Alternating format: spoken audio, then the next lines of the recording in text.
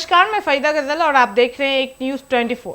आपको बता दें कि राहुल गांधी ने रविवार 17 अगस्त 2025 को बिहार के रोहतास जिले के सासाराम से वोटर अधिकार यात्रा की शुरुआत की है, जो 16 दिनों तक चलेगी और लगभग 1300 किलोमीटर की दूरी तय करते हुए 20 से 23 जिलों से गुजरेगी तथा 1 सितंबर को पटना के गांधी मैदान में एक विशेष रैली के साथ समाप्त होगी।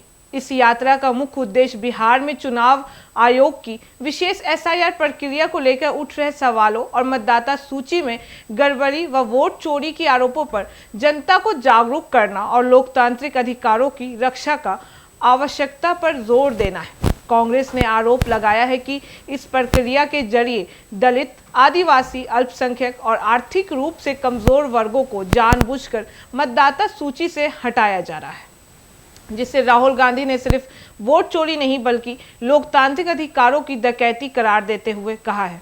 उन्होंने इस यात्रा को संविधान और लोकतंत्र की रक्षा की लड़ाई बताते हुए 1 पर्सन 1 वोट के सिद्धांत को बचाना इसका मूल उद्देश्य बताया है। राहुल गांधी ने अपने भाषणों में कहा है कि एसआईआर प्रक्रिया में लाखों लोगों को गलत तरीके से मृत घोषित कर दिया गया है।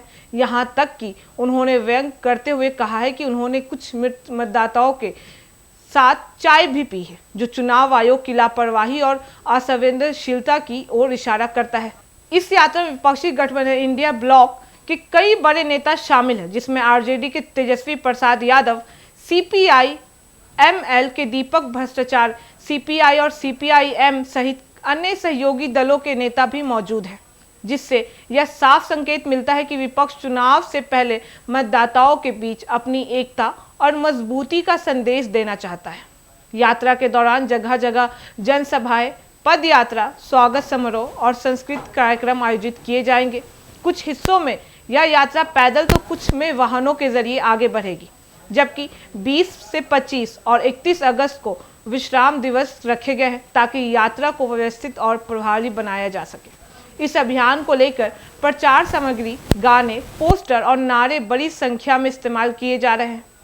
बता दें कि आरजेडी ने एक प्रचार गीत भी जारी किया है, जिसमें कहा है कि किसी का भी अधिकार छूटे नहीं, किसी का वोट कटे नहीं, जो इस अभियान की भावना को साफ तौर पर दर्शाता है। वहीं भाजपा और राज्य सरकार ने इस यात्रा को कटाक्ष भी किए हैं। बिहार सरकार के मंत्री अशोक चौधरी ने तंज कसते हुए कहा है कि राहुल गांधी को इस यात्रा की सुविधा नीतीश कुमार की सरकार द्वारा बनाई गई अच्छी सड़कों के कारण मिल रहा है। इधर तेजस्वी यादव ने आरोप लगाया कि चुनाव आयोग की लापरवाही इतनी गंभीर है कि उनकी जैसी वरिष्ठ नेता का भी नाम मतदाता सूची से हटा दिया गया है।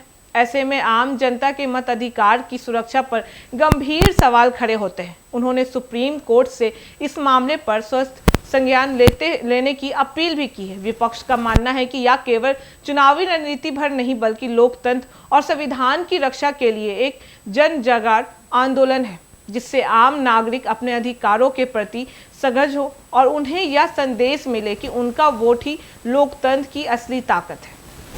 कुल मिलाकर यह यात्रा बिहार विधानसभा चुनाव से पहले विपक्ष का सबसे बड़ा जन आधारित प्रयास है, जिसका उद्देश्य जनता को यह विश्वास दिलाना है कि विपक्ष उनके अधिकारों के लिए सड़क पर उतरकर संघर्ष कर रहे हैं और किसी भी हाल में लोकतांत्रिक मूल्यों से समझौता नहीं करेगा।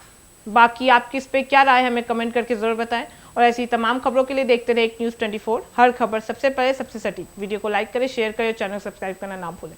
धन्यवाद।